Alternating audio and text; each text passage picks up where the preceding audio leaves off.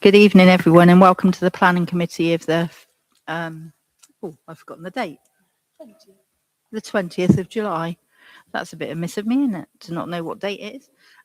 Okay, so item number 1 is apologies. We've had apologies. We've had apologies from Councillor Riddle, Councillor Bolwell and Councillor Charleston.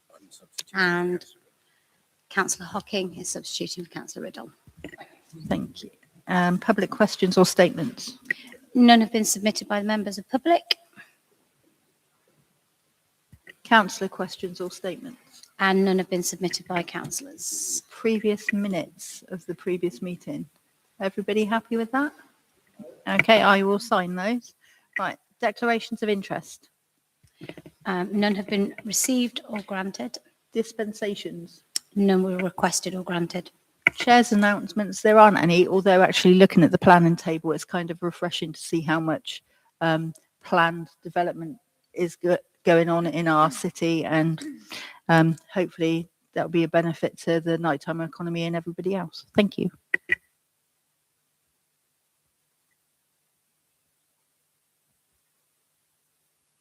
Right, the planning table.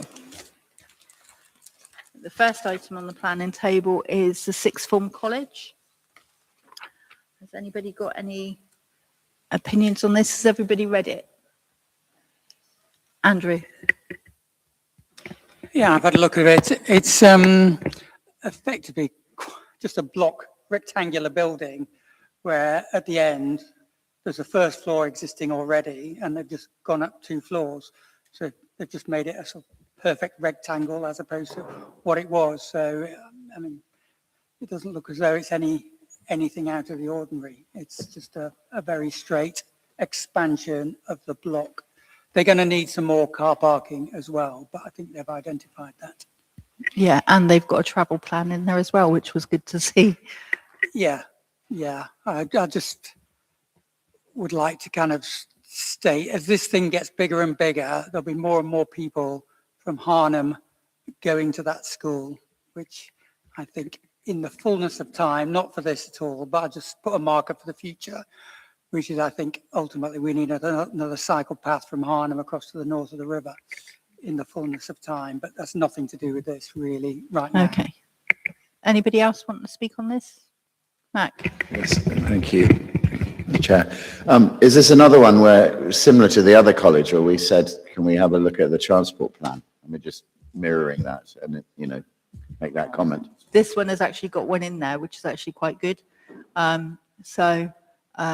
It's refreshing to see, and they actually have a number of students waiting to go on their roll. So they're actually building to enhance the capacity, which they already know is waiting, which is also good. Yeah.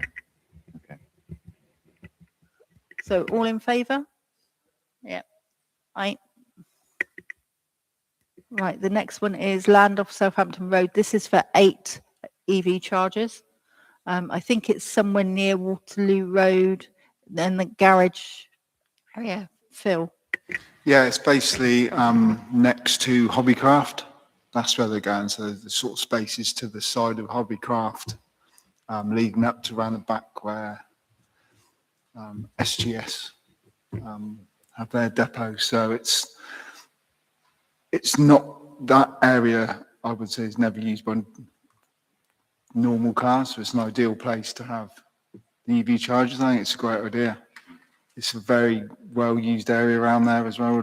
All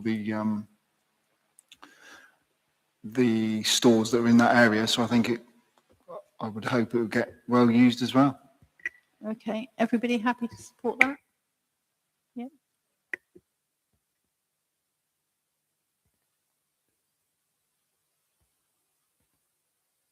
Next, we've got Bemerton Farm, Lower Road, which is conservation, repair and stabilisation of an existing pillbox. I did briefly look at this, but not it too in depth. Has it got any comments on this one?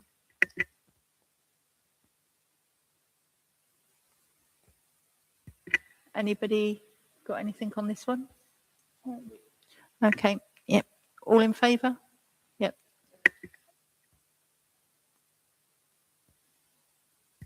Unit 2, Churchill Way West, installation of new plant equipment, roof cowls, access ladder for a gym. Is this the one that's next to Lidl? Would this be, is that next to Lidl?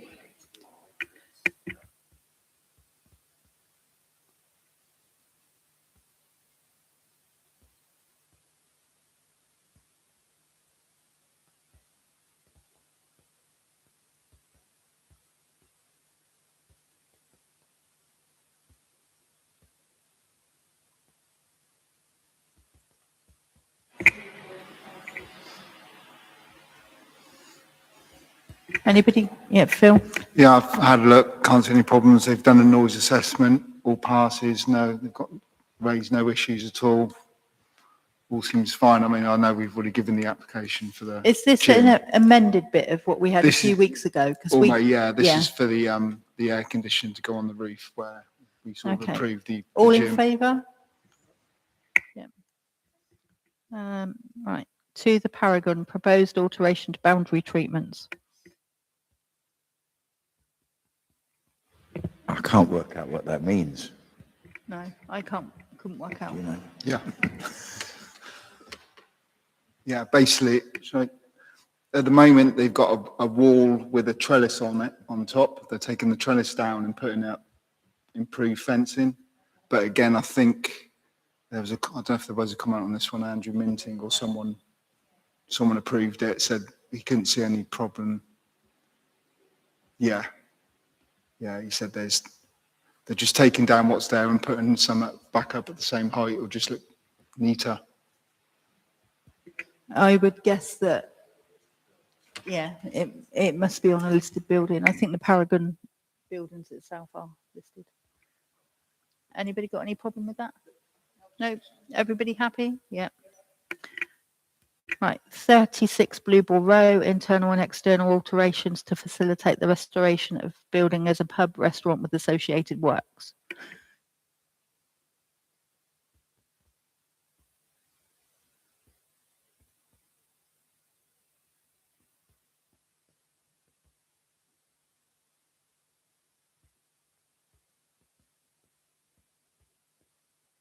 Anybody got any thoughts on this one? Yeah, yeah, it's the trough. Yeah, yeah. I don't see that there's anything not to support. Yeah, happy to support. Milford Hall Hotel, replacement advertisements to comprise a sign over the entrance lobby and 2 signs on the front boundary wall, one either side of the front access, of the access.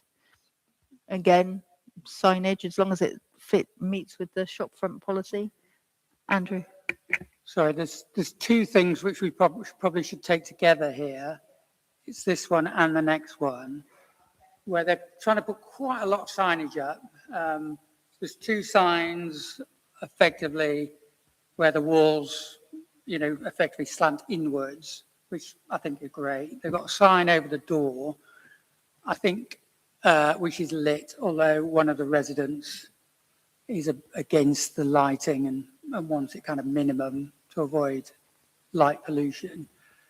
But then probably the most controversial, I think, are the 2 flags.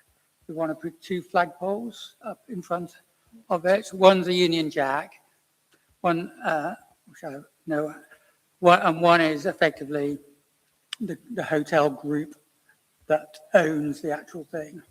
Well, it's whether you think it's too much. It's a listed building, and our neighbourhood plan is that signage should not over-dominate the building, particularly for a listed building. Is whether you think this is a bit much.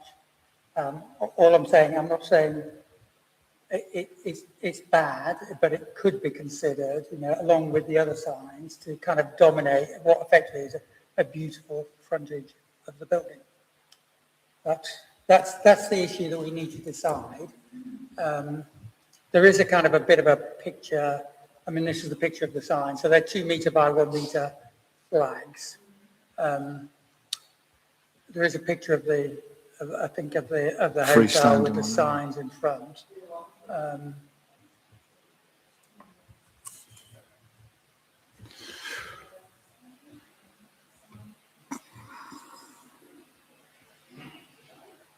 I know, yeah, that's the other thing is they've got this, a board, this, whatever, I don't know, is it 2 meters high or whatever? It's or probably higher than that, probably. So, you've got quite a lot of things which you kind of go, It well, seems a Yeah, bit can I- huge, really, doesn't it? Sorry. 3 Yeah, metres. that's good. Caroline, Chairman, Yeah. I sort of agree with the V sign. I do wonder if that's going to actually block the view of getting in and out of the entrance, because there is one plan there. I think I don't know if it might be that one. But it almost looks like it could block the view for people trying to pull out of the hotel. Yeah, the sort of the wall one seemed fine. It's more the big sign, so I'm not too sure where. Yeah, I'd be probably worried. worth reading the comment. Yeah. Article. Thank you, Chairman. I think Councillor Sadat makes a very good point as well. Although sign is required, this is a very busy road as well. We don't want to clutter with sign up, confusing the vehicles.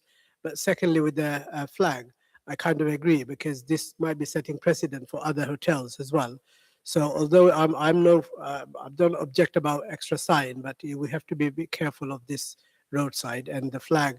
I'm not too sure, because it might just set precedents for other hotels to put extra flags. Could Thank you. our comment be that we're concerned about impact of people access and egress? Yeah. And that the shopfront policy, which they're supposed to adhere to, aren't they? Chair, can I ask something, Chair? Mr. Chair? Sorry? I just wondered, just something about the rules really, because under which part of our plan or any planning guidelines does flags and signs come in? I know we have a shop front policy, for example, but this isn't a shop front. I mean, I agree with all the comments, but I'm just wondering how we're supported in our decision. Yeah. How we can get those views put forward, because Well, yeah, because what policy would this come under? Yeah. Or what planning rules? And in fact, why have they even put it for planning? Do you need planning for signs? yeah, you do. Do you? Hmm. It's a policy that we've got in relation to our neighbourhood plan. We've got a neighbourhood plan, and then we've got a policy which is signs and notices on commercial buildings. Right, so that element. We've objected to that before. And I'd say it's not definitive, it's a judgment thing of what it says.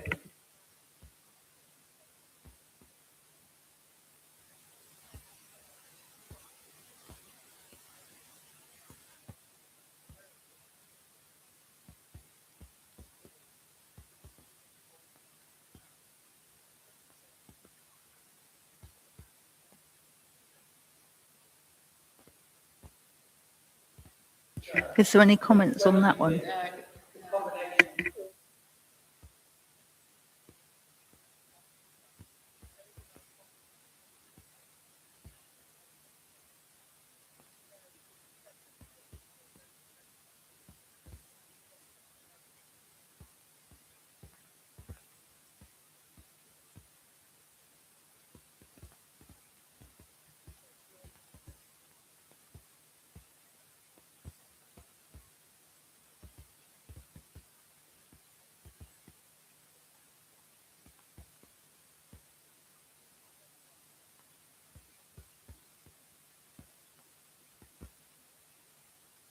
Yeah, there is actually a third application as well.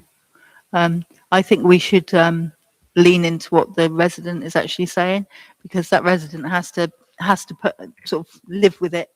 I think it is overbearing, and I think they need to look again. Yeah, yeah. It's a heritage building, and yeah, it's out of keeping with everything else. So how can we word that? So the actual signing, oh, that's loud. Sorry, guys. Scare myself. The actual signing looks like it's on the walls rather than the actual building, doesn't it? Like the walls as you come in and out, and then the flags are directly outside the front doors. So you could note the residents' comments, and you could potentially ask that it adheres with our shop front, which applies to the buildings policy, perhaps. In terms of taste, I don't know if that's a criteria that we could use, but certainly front policy, which talks about illumination and that sort of thing as well, doesn't it? And that resident refers to that. You could say refer to the residents' comments as well. Are we all happy with that? Yep. Yeah.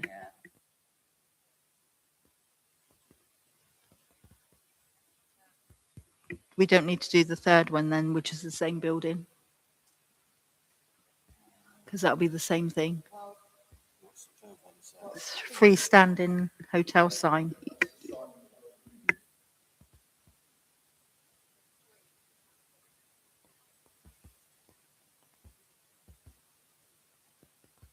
Yep. Happy for the same point to be put on all three? Yeah. This one's the freestanding sign that I pulled up before, but I can put up again. Elevations, I think it was. And I think, Chairman, I think we should air our concern about the flag because it is a very busy road. We have concern about the flags. It is a busy road and we don't want to distract people as well.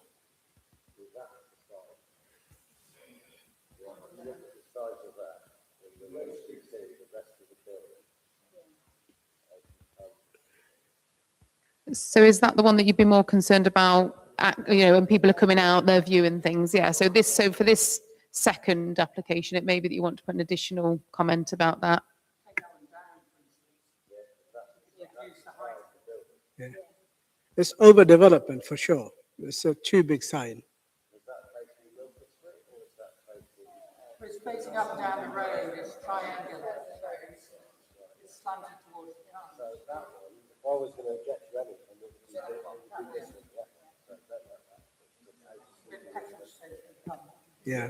Because I take on your comment about the flags, but they seem to be directly in front of the doors, the entrance when you're in there, whereas that is roadside, isn't it? All right. Okay. Yep. It's fine. Yeah, that's overbearing and not in keeping with the bill. Yeah. Concerns about, egress access and the view. So for that,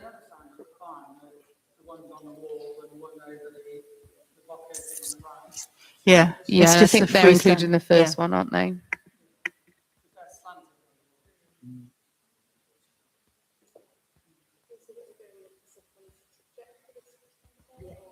Yeah. Happy to object to the freestanding one. Yeah. Yeah. Right. Next is Guildhall Lane. Prior approval under. Yeah. Mr. Jim. So are they building 8 flats or 5 flats? It's a bit confusing. But then it says at the bottom, it says 5 flats. Or am I reading wrong? And they have the car park as well, I believe.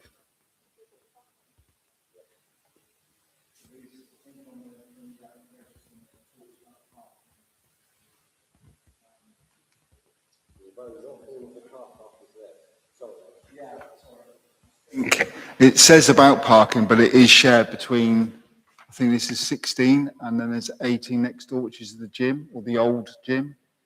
So I think Highway says there's no issue. I think if you look on the comments, maybe. But there is a few comments from neighbours, which I sort of agree with, is there enough parking? Because there's sort of some of those are 2 or 3 bedroom flats. So yeah, that's the one from the Highways. Holding objection, but I can't just scroll down a bit. So they're saying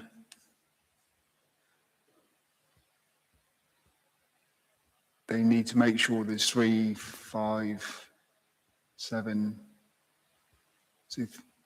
11 parking space, 11 parking spaces. But I think I don't know how many's in the actual car park because I can't find anywhere where it says how many are in the car park. There's no pictures at all of the car parks because it's further away from the build.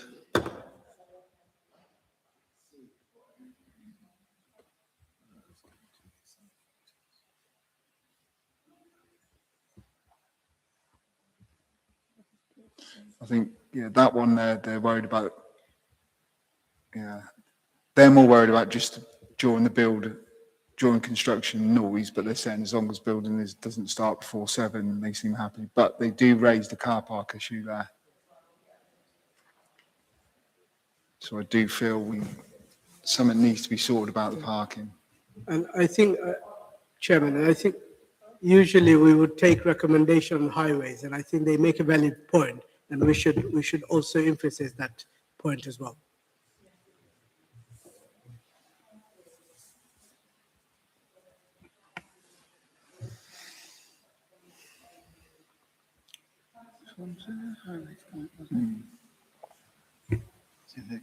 You talk about 11 spaces, but nowhere does it say how many parking spaces are in the car park at the moment.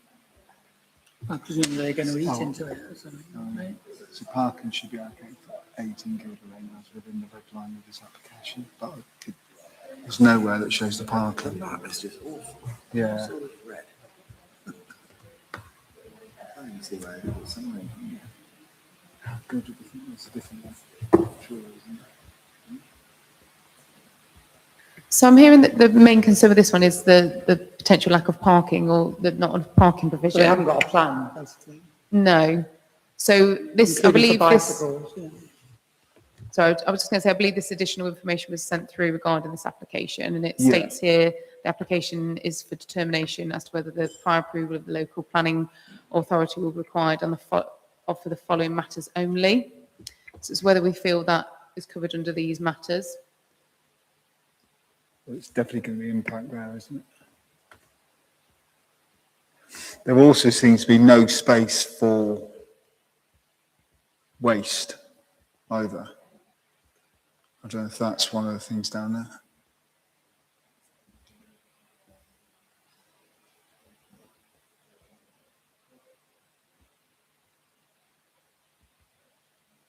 Introduction, there we go. Number G. Too important.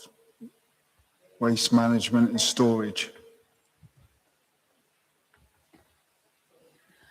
So potentially the parking issue could be A, and then, as you say, the waste concern under G. Yeah.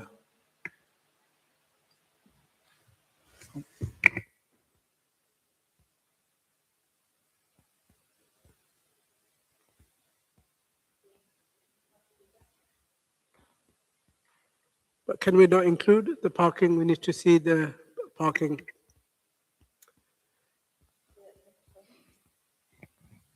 Can we not ask them to see if they can provide the parking impact? Where are they going to have the parking space? As they haven't mentioned it. Although it's not there, but is there something that we can include? So we were sent this guidance, so we have to comment on this application based on this criteria. So absolutely, we could refer to A in terms of lack of parking provision provided, and G in terms of waste provision, insufficient waste provision. Sven, you wanted to come in? Yeah, and usually we've got a whole list of different things we're being asked to consider, except for an actual planning application to build a place out, aren't we? Parking's a tricky one, because at the moment the parking is shared with, I think, Salisbury Printing, Greenfields, I think, and a couple of other places. So, yeah, Salisbury Printing, they're underneath, they're on the ground floor of part of the building. This used to be my gym. Yeah, so the gym were on the 2 upstairs floors, and Salisbury Printing was on the ground floor for part of it, to the right-hand side of the main door, but to the left-hand side of the main door, there was a studio and some other stuff's down there. So, having been a member of the gym down there since forever, until it closed a year or so ago, the parking will be an issue. Whether that's all lost. I'm assuming the car park is owned by the applicant. So yeah, we could say no comment until a number of other questions have been answered or something. Yeah. I suppose we could put on that we're not happy with A and G, as you've said, and that there's not enough detail to make further comment. Yeah.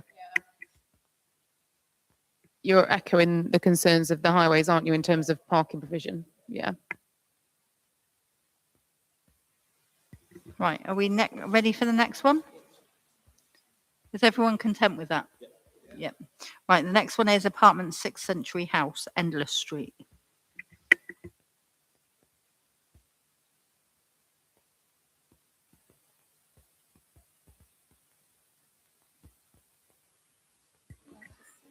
I don't think there's any comments on it. Everybody happy with that? Yeah. No comment. The Guildhall. Oh, how controversial. We've waited a few years. Article. Are we all in favour? Yes. Yep.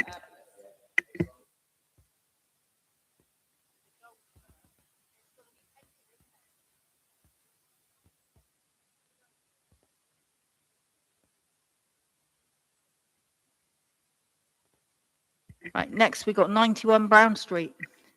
Installation of 4 solar panels. Okay. Everybody fine with that? Yep. Right, next is Queensbury Road. Proposed two and single story extensions and alterations. Is that not overdevelopment?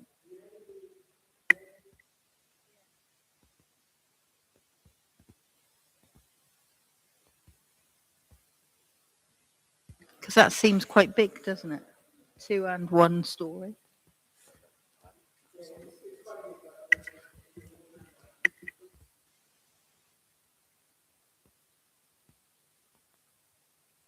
Yeah. Okay.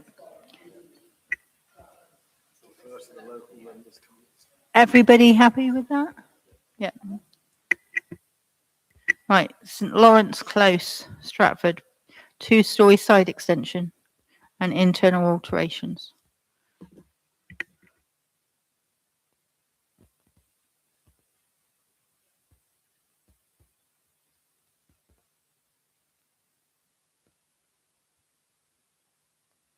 Yeah. Andrew.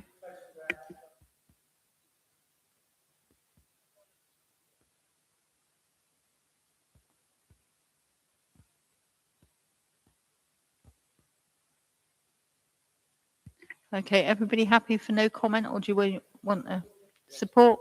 Yep, happy to support that. Right, 14 Bishop Down Road, erection of brick summer house to rear of dwelling. This looks a bit weird. This is a massive summer house. I think if you look at the plan, it's like a brick built summer house at the back of the garden, but it's like the chimney is going to be about 5 meters up. It's huge. It's huge. Oh, wow.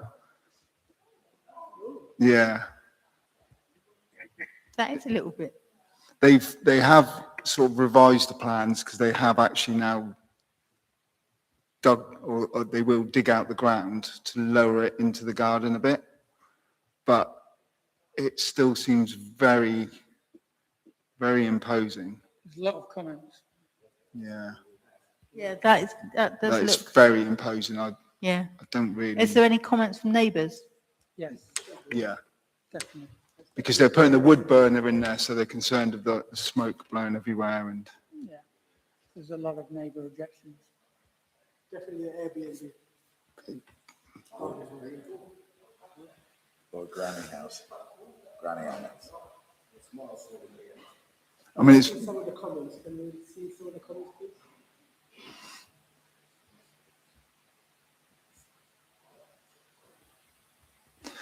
I think this guy raises concerns and then they're glad that they've followed their concerns and dropped the height. But they're just saying, is there any way that they could lower the chimney a bit more? But that would depend on The building chimney regs. does seem to, I mean, depends where it is on Bishop Down Road. If you get a gust of wind, it might fall over. Yeah. It just seems out of proportion. I mean, it looks impressive. There's nothing Yeah. about that. But It is certainly impressive, but really, does it need to be that? They mentioned about the chimney as well, that resident as well. Yeah. So should we, And I think it's out of character as well. yeah. Sorry to say. Shall we support the neighbours' comments? Well, I don't know them all yet.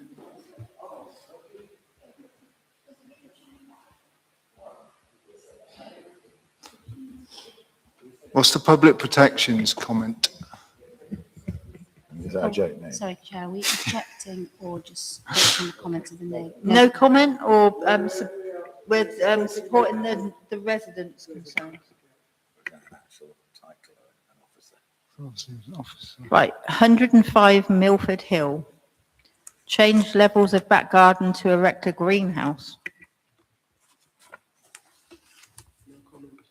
The only comments about a tree that's near it, that digging out the ground, will it affect the roots? Has anybody else, is the conservation officer or anybody? No feel one's to look at it? done that yet.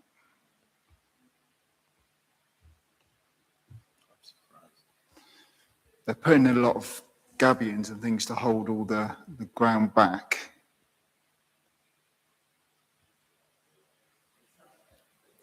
I think it's fine, but Should we go no comment on this one? yeah. Comment? Yeah, so no comment on that one. Right, number 2, Canadian Avenue. Single-storey rear extension. I don't think there's going to be a problem, because I think, like the other road, I think several have had extensions. Yeah, of a they've all done similar it, haven't vein. they? Support. Yep. 64A Wellington Way, variation of condition 2, approved plans relating to application. What's the variation?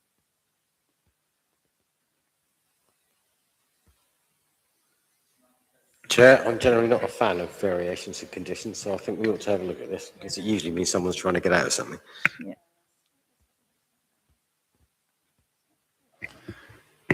Yeah, it's an application that they put in 2021.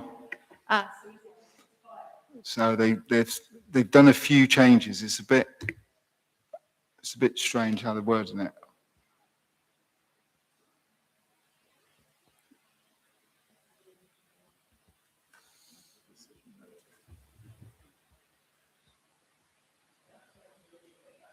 Yeah, so if you go to the variation, yeah, and then click on the documents, and there's a letter somewhere. If you go, yeah.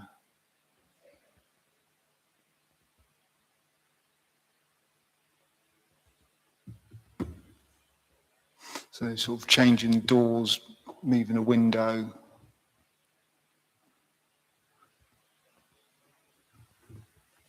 I don't quite understand. They said in 2021 they were asking for a heat pump, but that's what they've put a new application in for, because we saw that a few months ago. Exactly. Yeah. Yeah, we had a planning permission for a heat pump a few months ago from them. If you just go to the date, document date at the top, and then just click on that, so it sort of refreshes everything in line. Oh, no, go down. Below the blue That's it. box. Below the blue box. Up. So document date. Now click on that.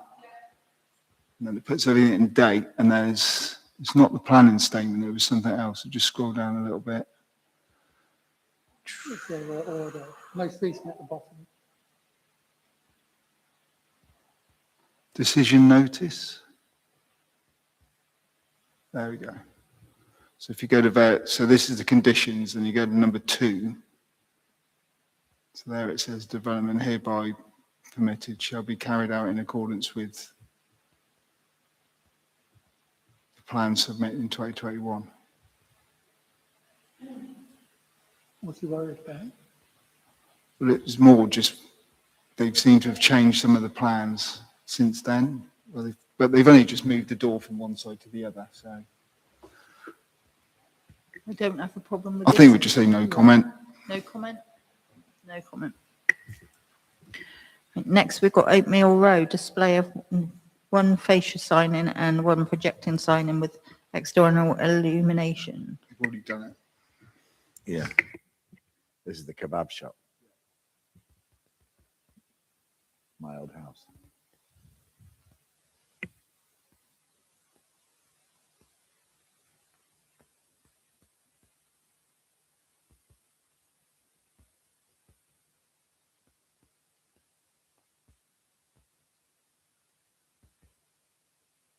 I thought we I did I there. have, Chair, I have a comment. Yes. I mean, relating to our shop front policy,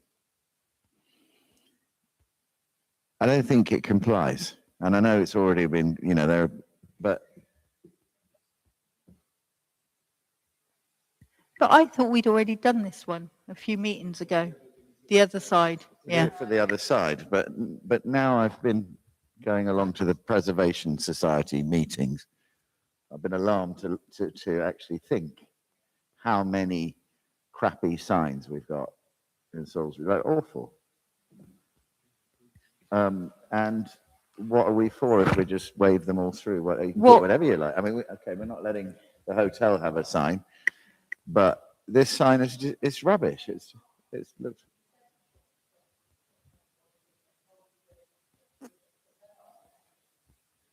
Yeah.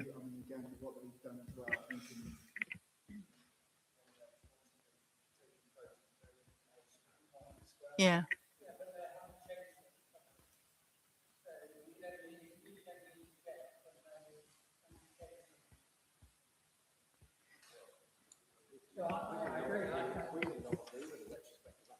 Yeah.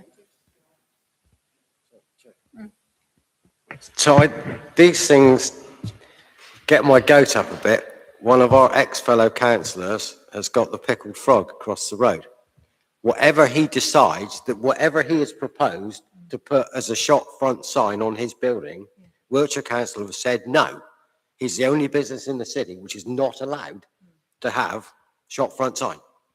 Yeah. So when I see stuff like this, I think, hang on a second. And I've seen what's been proposed on the frog, and it's fine. And it doesn't look anything like as garish as that. It blends in really well. So I think we should object to that and make them do it properly. Chair. Well, I Yeah. basically agree with you. There is one reason why they can't put it above the window on the pickled frog, is because you've got fancy timbers that you can't. But I agree with your sentiment entirely, and I do agree we should be objecting to this. Yeah.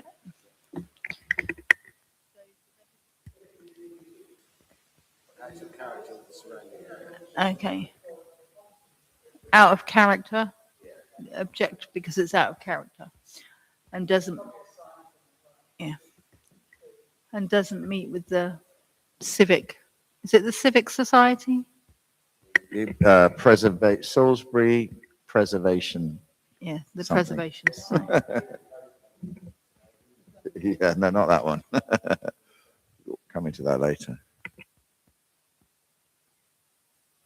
I'm sorry, Chair, which is fine. I mean, it doesn't look nice. But if you look at the shop on the left, who's got the green sign, I mean, how do you differentiate from that green one and the blue one? It's not illuminating or it's not in the face. If that was illuminating, then yes, that's fine because they have the similar shop opposite, Pickup. I think the same owner owns Pickup as well, which is nice, tasty sign. But I'm just thinking comparing with the green and the blue. Andrew. I don't think that's the point, with respect. The point is they're changing it. They're having to apply. We can object. a sign that's already there, we have no grounds to object to it. If they came along and perhaps said they wanted to create that, then we would possibly object. And there is no grounds for saying, well, just because they got one next door, we have to have one that breaks our policy. It's a specious argument. So, you know, that we have a policy, it's got to fit the policy, it doesn't have to fit with next door.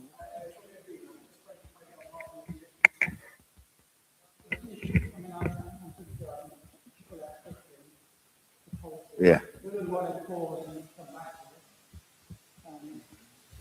It's, We can yeah, do the that. policy talks about being in keeping with the heritage buildings, scale.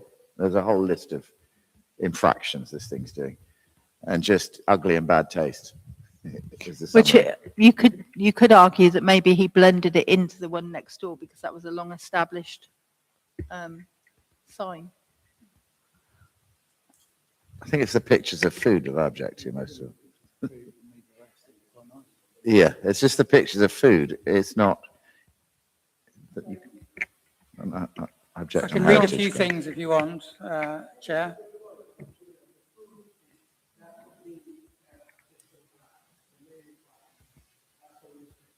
So, yeah, if you go back, so the picture that they've got drawn there, pitter pitter, both sides they've just got like a thing, but then they haven't done that on the actual sign.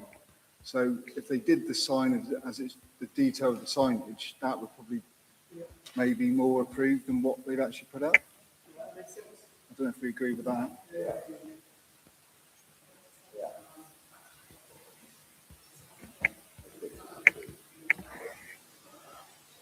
Yeah, we can write that, can't we?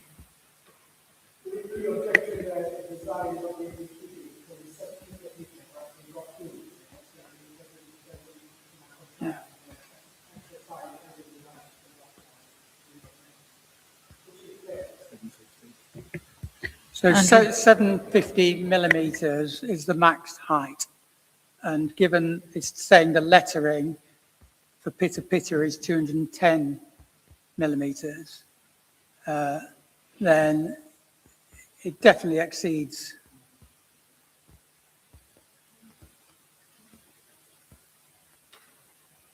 You know, I'm pretty sure that exceeds the measurement, Yeah.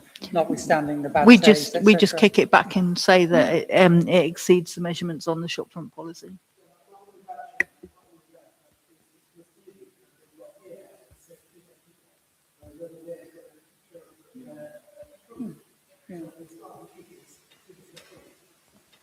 Yeah, okay. So we object. Object on the grounds that it's not in keeping with the shopfront policy and the heritage area. Everybody happy with that? Yeah. 15 Berkshire Road. Berkshire Road's another one of the roads that have got quite big gardens, isn't it? Has anybody else looked at this one? I haven't seen it.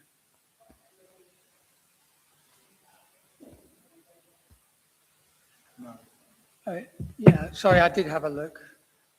It looked fine to me. And it's a reasonable size extension, but it's not, it doesn't.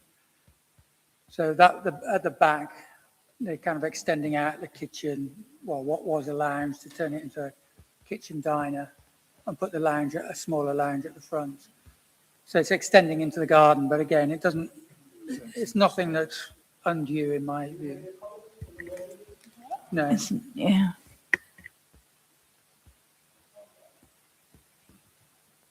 We'll probably find that others in that area have done the same, so. Yeah. Right, 41 Netherhampton Road.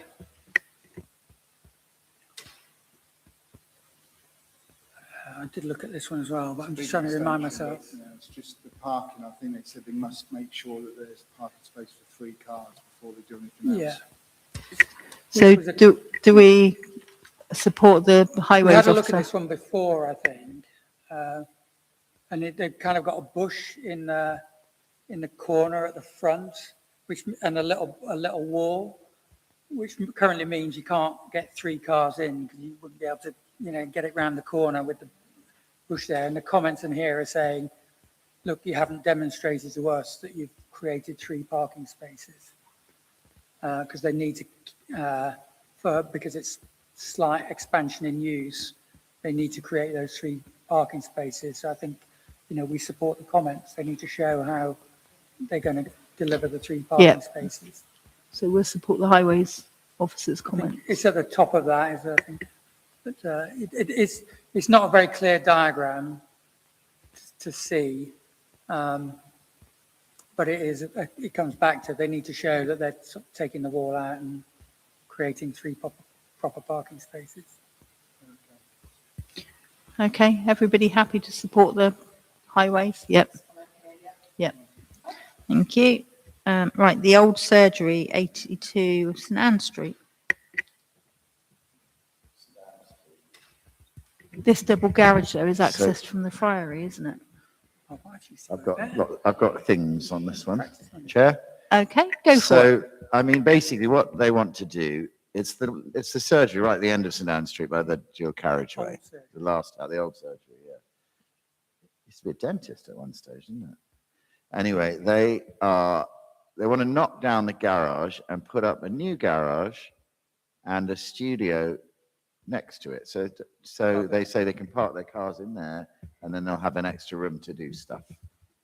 Doesn't seem contentious. The 2 neighbors are very exercised. And one of them, but I think their objections are things that are nothing to do with planning. Because one of them is mostly complaining that he's removed the shade from his garden because he took down a tree already to do this work, which presumably he's allowed to do. And then they're all the residents, the neighbours are concerned about how long is this going to take because they had St Anne Square behind that took years and all the builders' vans going in and out and all the smoke and they burnt things in the garden and the wind blows and all that. But I think planning wise, there's nothing really to object to. You just, obviously anyone doing a small project should just be considerate. We supported it last time. Yeah. Yeah. I don't see any There reason is an to. interesting comment. One of the neighbours says, I hope that he's not planning to run a business in there. Well, that would be a different change of use application anyway, so no. So I think it's a support. Yeah, on a planning term, there's nothing to object to really. Yeah. What does the conservation say? Yeah. They take the sign from there. Yeah. Yeah. They can have the sign. I don't know. It'll be in the files. If you go to there and then the conservation mintings. Yeah. If you go to It's on a different application. the file, so where it says details and then files. Oh, no, there's nothing there. Okay. All right. It's because it was on previous. Okay. No comment then? I mean, as you said, we approved it a month ago. Yeah. Well, we can that? support. We can Yeah, we should support it as we supported it last time. Yeah. Happy to support. Yep. Yeah. Okay, right now it's everybody's favourite bit is trees. Are we taking them on block like we normally do? I've got one, right at the end in the close. So I can't understand why they need to cut this. They want to take a nice beech tree and they want to shave it right back. It's not that one there, that one, yeah, beech tree, an apple tree. But they don't say why they need to do that. It doesn't say that it's banging on the building or. Yes, but it doesn't say why they need the space between the trees and the building. For what purpose? I don't care particularly, but it just seems.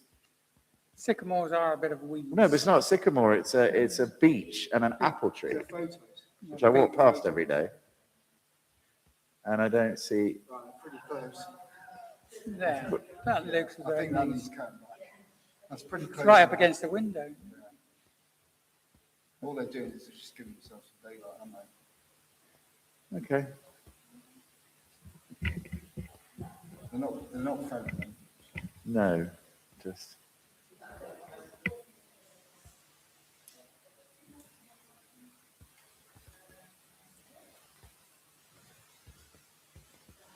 Our next door neighbours.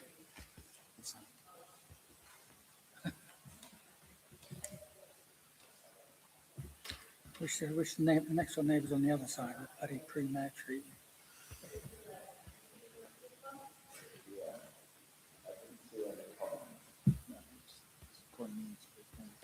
Simple, they came to me. Not taking down a garage, rebuilding it, redoing an extension, and then going up above and making a bigger bedroom above. With the location, I don't see that it would be a problem. Is there any comments? No. Support? Yep. Right, next. Which one have you got next? This one. Malls. Right, Malls wine. I think it's that they want on and off sales, don't they, for alcohol? There's no other change other than the on and off. I haven't got a problem with that. Anybody else? Happy to support? Yeah.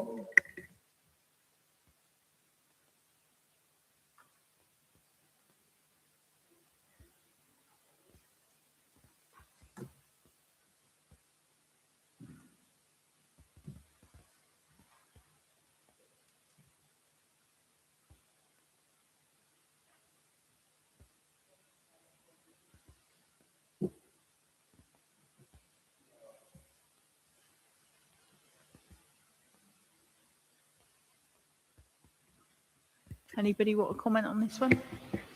Phil? I would like this bollard to be put in, as I was one of the volunteers that went and cleared the mess that had been left, where it was nice of them in a way. They basically came in and dropped a load of chippings off somebody, but they literally dumped them over a load of wildflowers and things. So I guess they thought they were doing the group a favour by dropping a load of chippings off, but they dropped them off in the wrong place. But it also leaves it open for a lot more fly tipping to happen. So basically, top of the hill, as you just come off Shady Bower, there's an access route. You just need the bollard put up. I can't really see an issue. Yeah. Happy to support that. Yeah. Everybody happy to support? Yeah.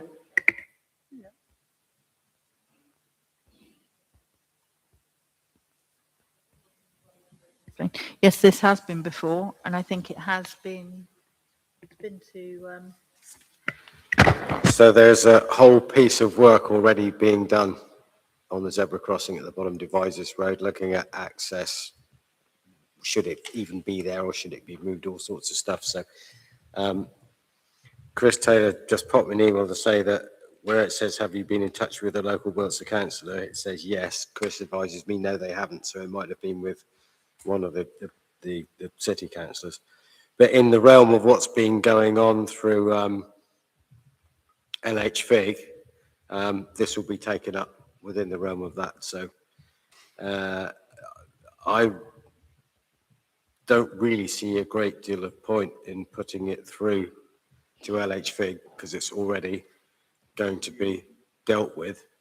Or we could put it to LHFIG and LHFIG will say, we're already dealing with this. So I don't mind either way. I mean, the usual form of this planning committee is to shovel stuff straight to LHFIG and say, you deal with it, isn't it? Which isn't really what we're supposed to be doing. Anybody else want to speak on that? Just look, well, I think, so is the crossing going to move? Because it's right on the corner at the moment, isn't it? So it's a bit of a Whatever, dangerous. that's what no one can work out is, do we put it there? Because at the moment, to get the access to the actual crossing on the left-hand side of the road going up Devizes Road, it's really narrow and quite steep. And on the other side, it's a bit wider and not quite so steep, so not quite so bad. There's talk of moving it further down towards the bus stop so people can see around the corner a bit more, but then of course it's on the edge of the bus stop. And the bus company don't want it there. So there's all sorts of stuff going on, but it's as I said, there is a piece of work going on at the moment to work out what to do with the zebra crossing, whether anything ever happens to it at all. So that work's in progress.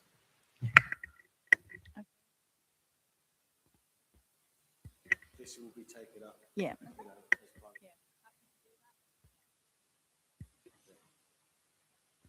Yep. Right.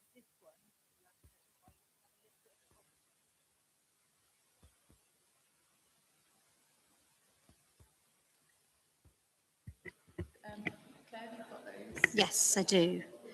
So we, as part of our processes, we put this out to some of the officers. Rebecca Twin, who is one of our street scene managers, came back saying that she has concerns around the fact that the application doesn't include any details of any barriers to define the seating area, and that they would need to form part of the licensed area and therefore affect the overall footprint of the outdoor seating arrangement. They also need to confirm that the barriers will increase the overall area beyond what had been shown. And she also says the application does not outline the arrangements for maintaining cleanliness of the licensed area. They need to provide details of how it will be regularly inspected and kept free of litter, food waste, spillages and other debris generated by the seating area. Our CEO also raised a question as to whether there is actually a 2-metre gap as shown on the plans. And Luke Harris, in lieu of Matt Hine, who's on holiday, raised that he knows that Matt has been having a conversation with them about being hosted in Queen Elizabeth Gardens, as had been discussed at a previous application. That's cool. Thank you, Chairman. And I think it's really good that Councillor has raised this. Look, we sympathise that they had a fire and things like that, but I think what they have done is taken a little bit mickey as well, because in Fisherton Street we spent all this money, and the way they have done this, I think is taking advantage, because I know they wanted in High Street, so they couldn't get that. So they're taking, and I know they'll just, oh, we had this issue. I think that is not acceptable, and I think it's just purely asking for trouble for future, because there is a coffee shop right a bit further as well, Flamingo, I believe. They've been here for donkey's years. They can put something as well if they wish to, if we were to carry on giving them similar issue like that. I think that is ghastly, to be honest with you, for Fisherton Street. It's just asking for trouble. I'd rather see it removed ASAP. Yep. Phil. I feel the opposite. I feel these guys are trying their hardest to keep a business running. This is a temporary license. They're trying their hardest. I went there on Saturday to get food. Spoke to the young chap that's trying to get it going. He's pushing as hard as he can to get this kitchen back in action. Once the kitchen's back in action, the wagon will be gone. It's a temporary license. We can obviously give this to them and then take it away, but as soon as the works are done, I feel it's something we should support, but that's just my view. Mac. And then Sven. Yeah, what I don't understand is they're two different things. So he wants to put his wagon, but then he also wants to put the tables on the street. And I think they could be separated. Is it because there's nowhere inside? If you go to the food truck, you get your fried chicken, can you not go inside? So I think I would propose, because I think we've had enough trouble with that red box that's in there. It's been contentious enough. And any more obstructions, it's a bugbear of mine. Everywhere, even walking to this meeting, I have to fight on the high street to get past Saunders' stupid tables outside. So no more crap on the street, I say. Sven.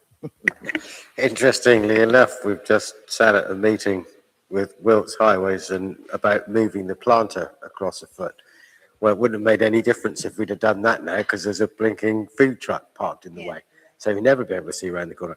I think that this is a tricky one. We built Fisherton Street to widen the pavements, to slow the people down so they weren't squashed up against the traffic, parked cars and all the rest of it.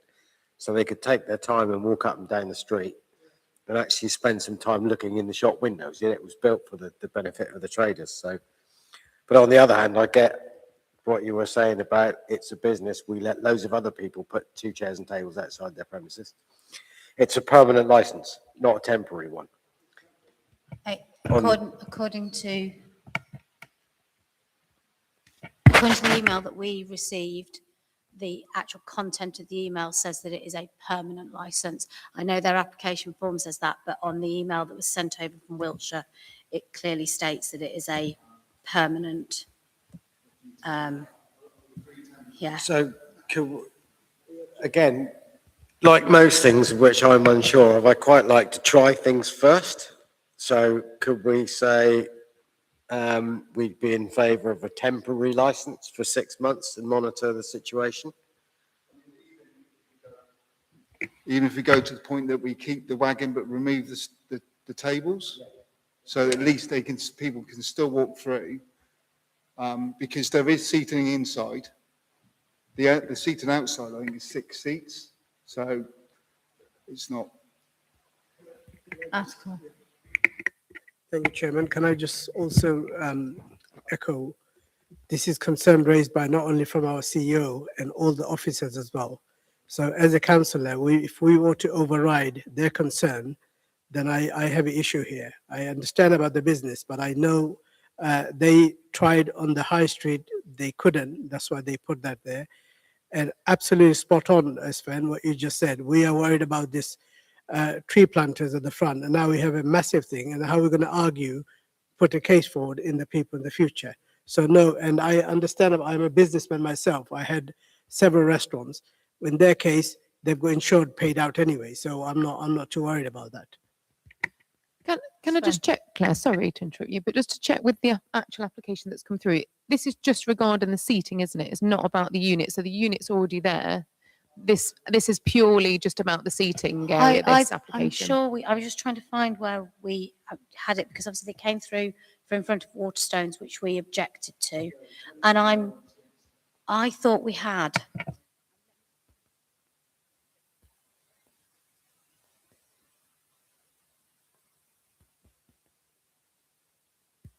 I have a slight problem with both of it. As much as I want them to be able to rebuild their business, I have an issue because it's taken up the road, which means that more Chairman. disabled people will struggle. Yeah, Claire. Chairman, I mean, also wagon. I mean, I have the problem with wagon as well because I never seen the plan application before. You know, so they can't just dump it. No, it came to committee last month. We had it in last month's June's committee. Is that for the That was for them to put it on the high street? No, that was in April. They then came back for it to go between the planters last month.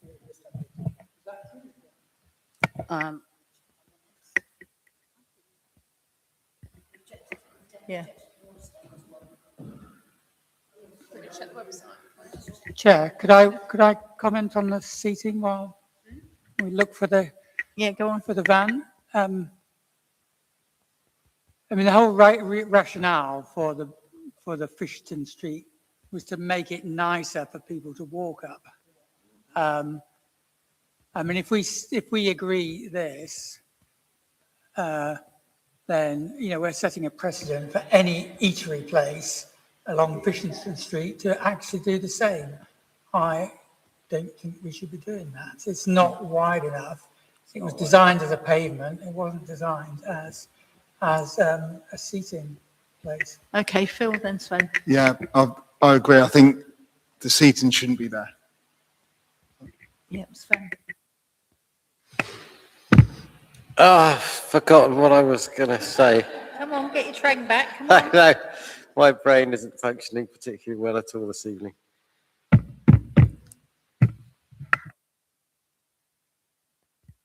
Well, I think we should object because Fisherton Street was meant to be free flowing. Go on.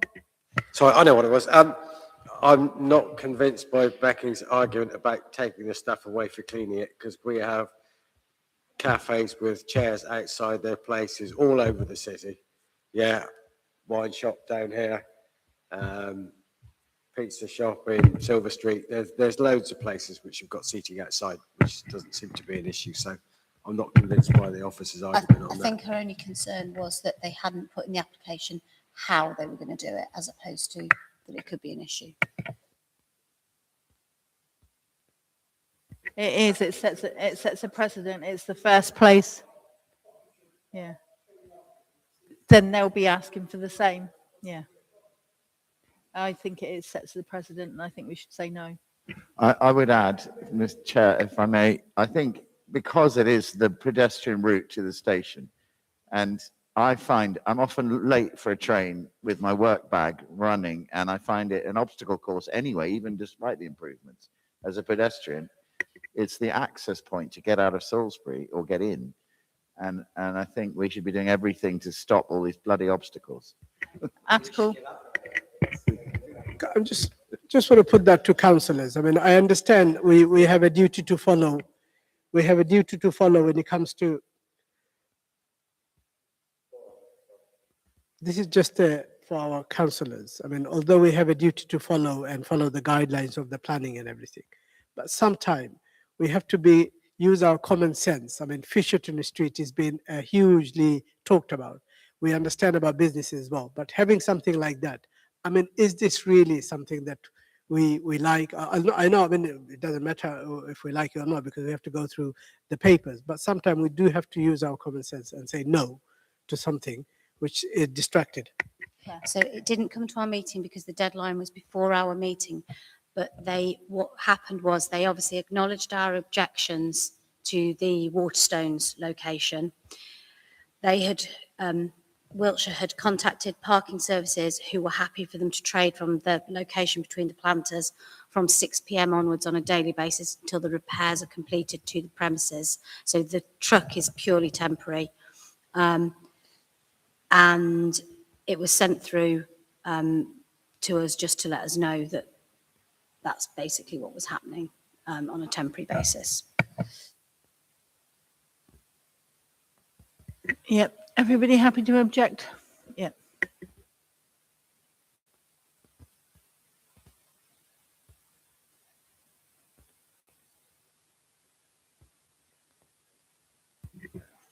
Now we've got the consultation for Grey Fisher. Where have I missed that one to then? There's no Oh, paperwork, that's fine. Okay. Yeah. So I can just provide you a bit of a verbal update following the conversation we had at full council regarding this matter. It's progressed slightly. So the special delegation form has now been developed and signed. So that formally is authorising the council's preparation, and the planning inspectorate has confirmed that Salisbury City Council has Rule 6 party status. This gives the council a formal role in the appeal process, but it also means we must comply to the inspectorate's timetable and submit the required evidence. So we're now urgently seeking appropriate legal support and a specialist planning barrister. Once appointed, the barrister will advise the council's statement of case, the evidence should be the evidence we should present, and whether a special transport, noise, lighting or retail technical consultations are required. We are not commissioning these technical works until the necessary scope has been confirmed to ensure the expenditure is appropriately targeted. So we're also in discussion with Wiltshire Council. So Wiltshire currently intends to defend all the reasons for the refusal even, and expects to call a transport witness. It is appointing its own highways consultant, a planning consultant and a barrister, and they have agreed to put us in contact with that team. This will allow the two councils to coordinate their evidence, avoid unnecessary duplication, and identify where Salisbury City Council can make the strongest additional contribution. So the case management conference is scheduled for the 5th of October, and the inquiry is due to open on the 17th of November. Work is therefore progressing urgently and within the expenditure authorised by the council. Members will be updated as soon as we have legal representation, evidence requirements, and the next submission deadline has been confirmed. Okay.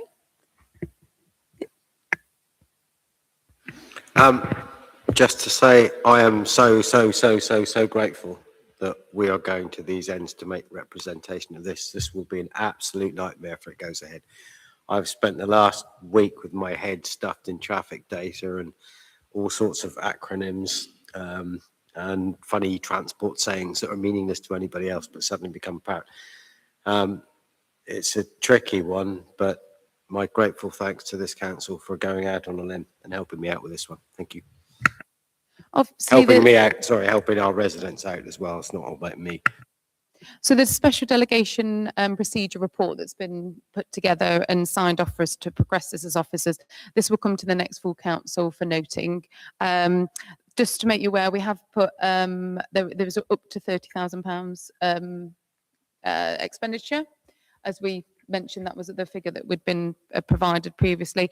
And also we have put a caveat in there that we will progress this as far as we can, but we do have to take that appropriate legal advice. And if at any point the barrister states that we don't have a strong enough case to take this forward, we would stop it at that point. So we will take it as far as we can, all the way ideally, but we'll have to take that legal advice each step of the way. Okay. Everybody happy with that? Yeah. Very happy to note that. Thank you. Right. Next, it is the Wiltshire local plan. And you'll see that we have a programme overview, which starts now, this month. It's probably already started. So Do you want me to give you a bit of a Yeah, summary? thank Or you. yeah, Yeah. Apologies. Andy would have genuinely loved to have been here this evening. He's prepared all of this presentation that you will have already seen. He's already, made start on this. But I mean, you've already seen the slides, but I can go through each one and we can just summarise if you wish. Would you like to do that? Yeah. Okay. So as you know, Wiltshire Council started their new local plan. Its first consultation is called the Regulation 20 Scoping Consultation, where it asks what the plan should cover and what information is used. So this phase 1 programme prepares Salisbury City Council's initial response and any priority call for site submissions by the 30th of September. So this is purely just this phase 1 that we're in now. It is a starting point. It is not to attempt to complete the entire local plan process by September. Okay. So the programme overview. So this slide shows the 7 connected areas of work we will undertake between July and September. In simple terms, we will work with Wiltshire Council and review the information we already have, consider priority land opportunities, involve members and relevant organisations, and prepare our formal response. Together, these activities will establish Salisbury's initial position and prepare us for the longer programme to follow. So Andy will, tonight was going to present this just as a starting point to make you all aware of what work we're going to undertake between now and September. We do plan to bring this back in August to let you know the findings so far, what potentially has been reviewed in the NDP, where other people we need to consult with, including yourselves in the meantime, then with a view to bring it back in September for final position and final decision on our position on this. Okay. So so phase 1. So these are the 6 things phase 1 will produce. Let's have a look. The main outputs are our consultation response and any priority land submissions. We will also prepare an internal investigation pack, an initial view of Salisbury's land needs, and a register showing what information is missing. Finally, we will prepare a framework for phase 2, setting out what further work will be required after September. So this is the time where we'll gather all the evidence that we've got and find where there's any gaps to then know what we need to do in the next stage. Okay, great, thank you. So early engagement. So we're in this phase now as well. This is what we're actively doing. So Wiltshire Council is responsible for preparing the local plan. So early cooperation is essential. We have started this going through a formal contact between the 2 councils. We're hoping to have a meeting with the leader of Wiltshire Council and relevant planning officers within the next month.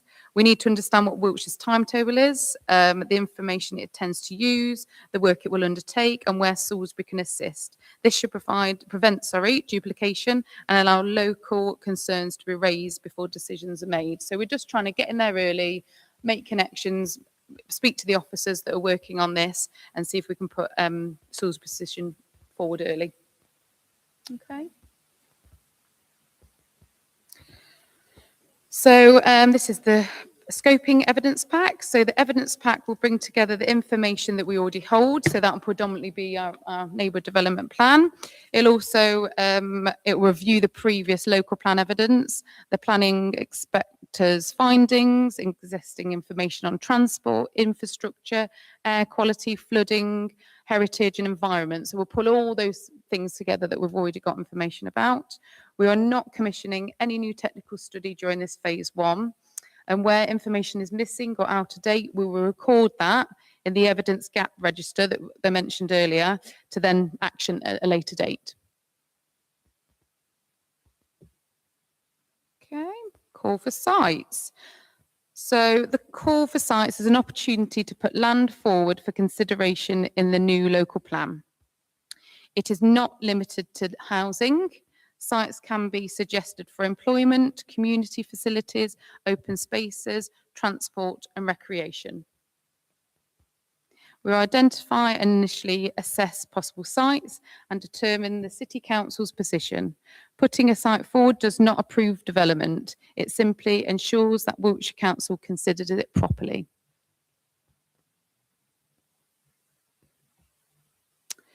So strategic land review.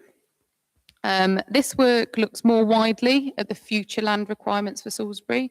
We will monitor sites submitted to Wiltshire Council and consider where land may be needed for housing, employment, community facilities, sports, allotments, walking and cycling, flood management, cemetery provisions and recreation again as well. The result will be an initial strategic land position. It will identify early opportunities and concerns, but again, it will not make any final decisions on the sites. Okay, all right? Well, yeah, okay, thank you. So engagement. So members will be involved through workshops before the response is drafted and review the draft before submission. So as I mentioned, we'll be bringing this back to this committee in August. Andy, between now and then, is very happy for councillors to email with any queries, is happy to set up meetings with one of you or groups of you if you wish to discuss it further. And yeah, he'll be organising workshops as well along the way. We'll also speak to relevant organisation, infrastructure providers, businesses, community groups and neighbouring parishes. Community engagement during phase 1 will be targeted rather than a citywide consultation. We'll build on the extensive engagement already completed during the neighbourhood development plan and focus on new information when we identify the gaps. So that will be part of the next phase we do. When we've identified the gaps, that's when we'll reach out and have a wider consultation piece. As you can gather, there's quite a lot to do in quite a short space of time already. So yeah, there's quite a lot of data to already look through. So preparing and submitting the response. So in September, we will review Wiltshire Council's consultation questions and prepare the City Council's response using the evidence and comments that we've collected up to that point. The draft will be presented to members to review, amend and approve before we submit it by the 30th of September, okay? This will establish our initial position. It will not be Salisbury's final answer on every matter because the local plan will continue to develop for several years. But this will just give us our, initial stance. Andrew. Yeah, so I think I've spoken to Andrew about this, and I think it's a really great start that he's putting this together. As I mentioned at sort of full council, the rules have changed around, come the end of October, the legislation changes, and I think our planning committee's role changes. And I think as a planning committee, on behalf of the full council, this ability to influence Wiltshire Council's next local plan is our number one sort of priority I think it should be. It's the number one we can make the biggest difference to Salisbury's planning going forward. As has been mentioned, we've got quite a short space of time for this phase one till the end of September. But my point to Andrew, which he took on board absolutely, is we should do what we can do and put in markers of where, we still don't have the evidence yet, where we still don't know the answer. And that goes into phase two. If I just kind of, I've got some dates here. So this is called escaping response that we have to put in, which is up to the end of September. The next phase, it takes you out to May 2027. So another, whatever that is, 8 months, which is the content and evidence. Now that really is probably our biggest period where we can influence, because after that, phase three is out to another year later, May 2028. But, things are sort of starting to solidify at that point, although it's a year long. And then it's not till the 31st of October 2028, i.e. 25 months from now, over 2 years from now, that Wiltshire Council actually have to submit, to central government. So we do have time. Hopefully, Wiltshire Council are making the right warm noises, that they're willing to, engage and listen to us. But I guess how they work with us, we can't influence apart from being, really intelligent and putting things forward. Corralling our evidence that we've got so far, I think is going to be relatively easy, certainly with the help of AI, to just sift through documents and pull all the right bits together from neighbourhood plans or previous Wiltshire Council documents.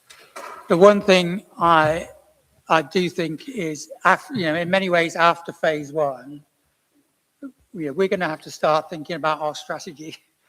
And I think there's two issues to that. One is, I think in many ways our strategy up to date has been, when it comes to things like big bits of housing, we've largely kind of wanted to just slow it down and object to everything. I'm not sure that strategy is going to, relying totally on that strategy might not be, and I say might because I'm still not in my mind clear, but it might not be the best strategy. We might want to, start to propose where we are happy with things, as opposed to just sort of digging in our heels with everything. And I think the other issue that we're going to come across is, we're Salisbury City Council, and obviously, we only have certain numbers of parishes within the City Council, but actually, I think we're going to have to somehow find a way to kind of be able to give a view which is kind of beyond our formal boundaries, because things like Old Sarum, etc., has been a massive area for development and potentially could be.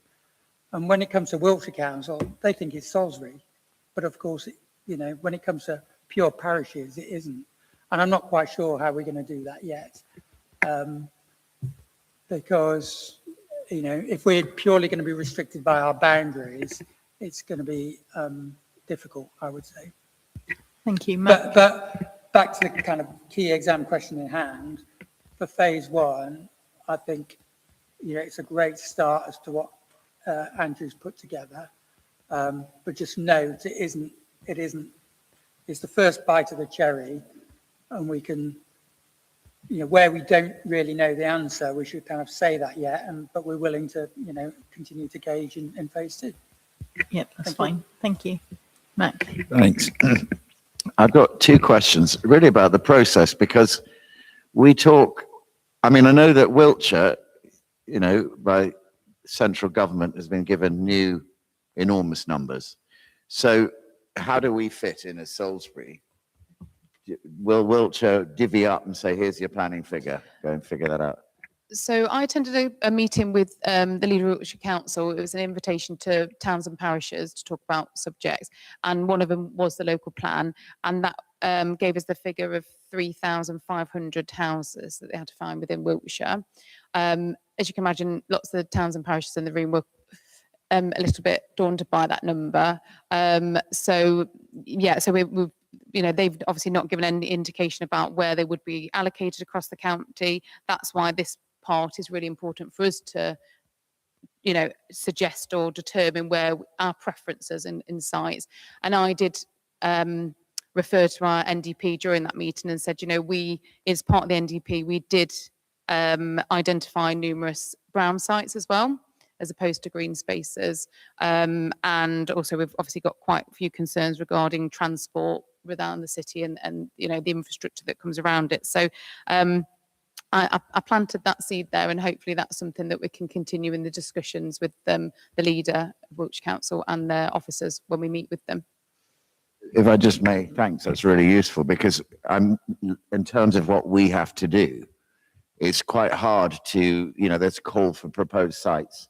It might be our view, as the people around this good table, that we don't want any of those 3,000. Certainly my view, I would rather have no houses, please. And that was a bit of a discussion that came up today, wasn't it, Councillor Hock? And I think the number of houses that have got to be allocated across Wiltshire, that isn't a figure that Wiltshire Council had a choice on. That is the figure that we've got. So I think we've got to prepare ourselves that some of that allocation is probably going to come our way. The best we can do is propose potential brown sites and raise our concerns about that we require infrastructure first before any further green sites. Obviously anything that we propose to put forward, it will come back to this committee. It would have to be agreed by the council. It's not going to be officers, but I can imagine that officers aren't going to want to overshow our hand. We'll use the evidence we've got in the NDP already, which they could already look at. Sven and Attical. Chair, thank you. So just scribbling through some notes as the presentation went, as Janine went through the presentation.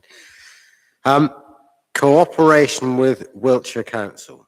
So when we started the neighbourhood plan, we had great cooperation with Wiltshire Council, and the broad agreement was what we're going to do is we're going to have a Salisbury neighbourhood development plan, which is good enough to get some of the points we wanted across, but mainly because if you have a neighbourhood development plan, you get 25% seal money instead of 10%. That was the original briefing. It then turned into a massive political fight. It turned into Salisbury City Council, we hate Wiltshire Council, really acrimonious stuff. So that was one rabbit hole we went down. And the second one was we went into detail about what sort of bricks we should use on the third house along if we ever developed a bit of Churchfield's industrial estate. Net result, cost an absolute fortune in consultancy fees and took 7 years to deliver, 8 years to deliver nearly. So if there was a case study around how not to write a neighbourhood development plan, we were the model for it. It was shocking. So my first ask would be, we just need to make sure we know, in words of Clint Eastwood, a man, Dirty Harry, a man's got to know his limitations, yeah? So we need to know what our role in this actually is, define it, and not try and step outside of that and become a mini Wiltshire Council developing our own mini local plan. Otherwise, we will go down the same rabbit holes that we did before. So things like, the strategic land review. What are we actually going to do as part of a strategic land review? Are we going to go and look far and wide and say we think we should have that, we should have that, we should have that? Or are we going to look within our estate and just have a look around the stuff that's in our parish? I mean, there is only one parish in Salisbury. That is Salisbury City Council is the parish, yeah? We have different wards, but that's it. So brownfield sites, absolutely. We need to major on that for no other reason than we know developers hate them. But we've got plenty of sites to build lots of houses. Gasworks, ECC quarries, and the other one, which is my favourite, engine sheds. And the engine sheds have been derelict for 40 years. And it's only when someone says, actually, we might be able to use that, out of nowhere, up pops someone from Network Rail and says every 10 years, oh, we might need that for something. So it's time we played a little bit more hardball. On the call for sites thing, stand by for tons of them to come forward. The new housing numbers are double what we had in before, double what's in the current, the neighbourhood, the local plan that was kicked out. And we are going to have very little we can do to stop all sorts of speculative stuff coming through. So we need to work out how to play that. And even worse than that, with the new changes that are coming through to the planning regulations, people like me and my other Wiltshire councillor friends are going to find our ability to call in sites severely restricted, almost to the point of not being able to do it at all in a lot of instances. So I'm not looking forward to that. So I guess my warning would be beware of mission creep. Let's stick to what we have to do and keep to what we have to do. And let's not go down the road of deciding, well, actually, this is what we'd like to do. Because the minute we step outside of our boundaries, it'll all go south as it did when we did the neighbourhood plan. So that would be my plea, is let's define where we're going to be and stick to it. Thank you. Would you like me to provide any feedback? Or That's cool. yeah. Thank you, Chair. Well, we had our meeting this afternoon as well, and one of the concerns I raised is, most importantly, Wiltshire Council has 3,500 houses to build. Now, Wiltshire is quite a big area. We need to find out as how many are they allocating in our side. And more importantly, I think Wiltshire Council should also know that we had our fair share of developing. We haven't got any more scoop. That is very paramount, because if you look at St. Peter's, if you look at Harnham, if you look at Downton Road and the new Old Sarum, how many more do we want? I mean, my clear message would be to Wiltshire Council, out of those 3,500, how much do you expect Salisbury to have? And let's have a playing field here within Wiltshire. Have we, mitigate, or have we completed our allocations? And I think we have. Because if you count all the houses over the last 5 years or 6 years, we've been developing huge, more than anybody else. So that's quite important. And before, I would say to you also, Janine, I mean, as I said in the earlier afternoon, before we give them any indication of brown side, that they will take that. But we need to know how many have we been allocated out of those 3,500. Because we haven't got any more space. The traffic, as you can imagine, traffic, the surgery, the school, everything is short of the development we had over the years. So it's very important that we need to find out of those 3,500, how much are we being allocated? At this stage, we wouldn't know that. So this stage is there a call for sites from us. So then so we won't have any information about who else has put anything, what else, we might be able to see what other people have put forward, but Wiltshire won't be telling us where they've allocated it. When we talk about call for sites, so it isn't limited to housing. So it does also include community facilities or open spaces or employment even. So when we're looking at it, are we seeing that there's a need in any of our areas for these things that we want to put forward, for example? So it could be positive additions to areas of the city as well. Not just housing. Andrew, quickly. So quickly, I think neighbourhood plan, very good on the present, not very good on the future. It was never really designed for long-term planning. Secondly, I think Wiltshire Council, and my understanding, all of the area councils, it's not just a case of allocating out. They have to show how things fit together, which is different from before. So it's not, so undoubtedly Wiltshire Council will have an idea of, okay, this is our sort of starting position with a rough allocation, but they just can't, that isn't good enough to what they have to prove to central government. They have to prove to central government as to why the resulting plan that they come forward, balances things across the county. I think, my view is we have to start thinking about more than just individual sites, site A, site B, site C, site D. We got to start thinking more strategically. If you take the previous iteration of local plan, which was which was rejected, effectively it had three axes of development for Salisbury. It had the Harnham axis, it had the sort of Bemerton Heath axis, and it had the Old Sarum axis. And you've got to, in my view, we've got to start thinking in those kind of way. The other thing is, and we've all know, the number one issue around Salisbury is transport and traffic. All the traffic surveys, by and large, that we come across are around individual sites. Well, if we put another site here, how does it affect the Harnham gyratory? And this is where we have to be, I think, a little bit smarter and ask for what's the overall, effect on Salisbury traffic and the key pinch points. So things like when we ask for evidence, and clearly we can't put that together because we don't have the traffic models, but we can ask Wiltshire Council to say, look, we want to see a full Salisbury-wide, infrastructure and traffic assessment. If you are to put, kind of what you're, draft proposing around Salisbury, and those will be the powerful things. I personally don't believe, saying, well, we built so many houses, because that's all water under the bridge. We have to prove how the future is either going to work for us or not work for us. And so this more strategic thinking, as well as, putting forward individual sites, I think we've got to get into. Thank you. Sven, did you want to come back?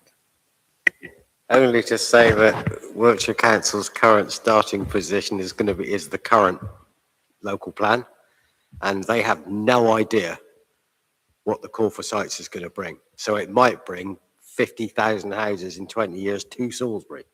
If all the local landowners get together, if Pembroke gets together with Longford and says, I think we could build a whole new city, then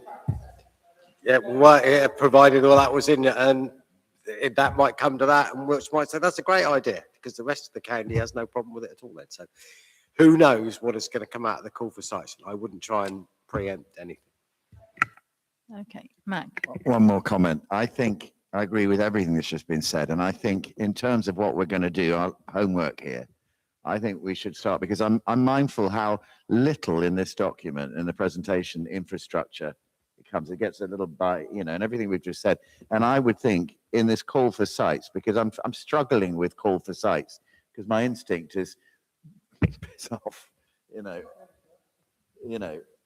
I know, but then, so why are we even putting anything forward? But I would think our time and our money as Salisbury City Council and this committee would be best spent in gathering the evidence on why our infrastructure is at breaking point. We have it all. We sit through all these meetings, we look at it. Before we even talk about development, it's got to be infrastructure first, or why are we wasting our time with this conversation? It's not going to work. And I think we've got to put that in our presentation, say that's what we're going to be doing. When we talk about filling the evidence gap, we've got to strategize about what are we bringing evidence for? Because the way this document is sort of written is that we're going to go out and ask for people to propose sites and look for sites, and there's quite a few already that we're trying to batter away.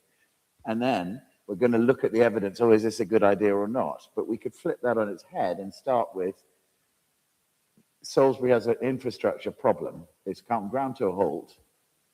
What's the plan for that? Wiltshire, you tell us what you're going to do, or National Highways or central government, and then we'll give you some sites. But until then, we're not going to propose one little yard, square foot. That would be my way. Over. I guess the only risk with that position is that we would then be done to if we don't make any proposals. But as I say, Andy will come back to August with more details about what we would potentially look to put forward. When we mention also the strategic land review, that will look at things like allotments. We have got new developments. Without allotments in those areas of the city, it may be something that we want. Obviously, it's a service that we manage. Again, cemetery provisions. Thinking more strategically as a council about, when are we looking at our cemeteries filling up? Do we have any sites around the city where we think we want to put those in? So it's, I know housing is a big concern for everybody, but what we'll be looking at is wider than that as well. Okay. So are we happy to note this for now? Yeah. And just to reiterate, as Andy said, he is very happy for you to email him if you want to meet to discuss whether that's in groups or individuals. He's very happy to do so as well. Can I ask whether he is planning to employ Lee as he did for the neighbourhood plan development, Lee Searles? So my understanding is Lee Searles, who's a consultant, was employed quite a lot in the development of the neighbourhood plan. Is he planning to use his services again? That is the planning consultant that we use currently, yes, because they did see us all the way through the NDP, so they do know our NDP inside out. When Sven mentioned earlier about the length of time that the NDP took, it did take a little bit less than 8 years, and it did pause for a year due to COVID. And so a lot of those, I think it was about 5 years. It is a lengthy process. There was lots of hoops to jump through, lots of consultation, and then obviously it has to be ratified. Also, we did apply for lots of grants to cover that work as well. I was the officer who had to apply for a lot of those grants as well, and I imagine along this road as well, if there's opportunities for us to do that to help cover some of those fees, or indeed some of the more detailed survey works, we'll look at doing that as well. If we are going to use Lee, it'd be nice for him to meet us, I think. Sven. Perversely, or the flip side of that coin, is we have a planning consultant which helped us take 8 years to deliver a local plan. Perhaps we should be looking for a different one, maybe, or someone else to help us through the next one.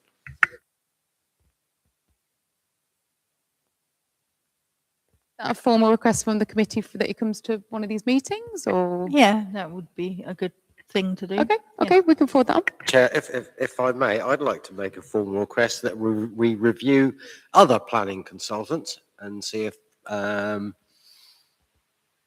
we can find someone who may be a better fit with what we're trying to do this time round. So why do we have to use the current planning consultant that we've been using for 8 years? Why can't we find another one? Why can't we run a tendering process for a planning consultant, which might bring some new ideas to the table? Given there's been some absolutely huge changes in the NPPF, the National Planning Policy Forum, over the years. Our local plan data our neighbourhood plan data will be years and years out of date, so we'll have to start working through that again. So if we were going to look at possibly using a different external planning consultant, I would suggest now is a really good time to start doing that. Article. I kind of agree as well, because what we have to think, Miss Pellegam has left and she has given her husband to take it over. So if she can do that, then I think it's very right for us to look at tender for a newer person, because I think Miss Pellegam done a great job. She understood everything. All of a sudden she's left. Now her husband has taken over. So I think we should look for a new one. Just to add to what I've said earlier, our previous planning consultant had a very fractious relationship with the officers at Wiltshire Council. So even more reason to possibly look to break that relationship and maybe bring in another party that doesn't have the baggage that our current planning consultant does.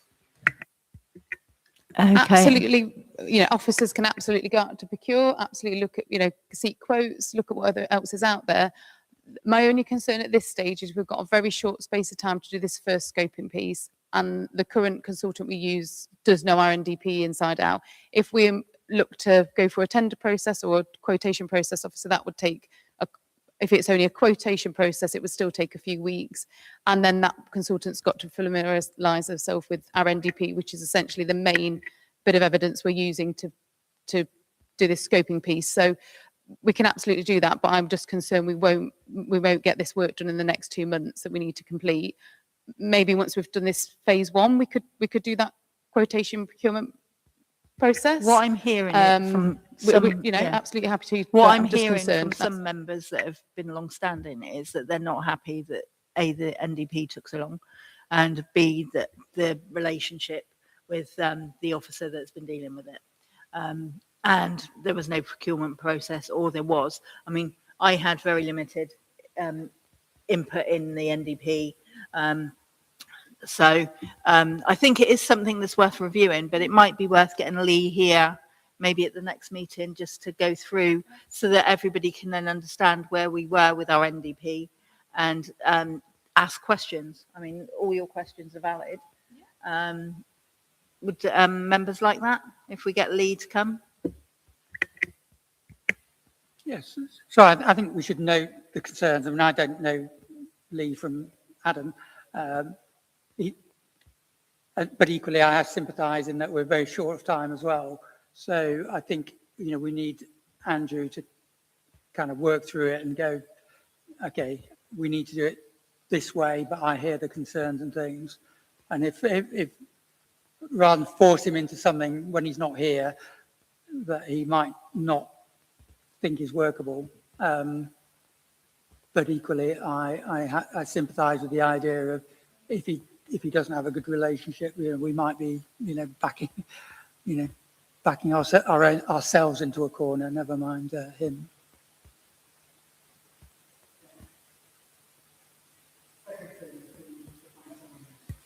I wouldn't like, yeah. Okay. Yeah. Are you writing your own memoirs, or are you? I'm writing memoirs. Okay, but I'll feed that all back to Andy, and yes, so totally. We'll see if Lee can come to the next meeting and then look at our ongoing support after the first phase. Okay. Yeah. Fantastic. That sounds Thank fair you. enough. I think that's us done. Yay! Meeting closed.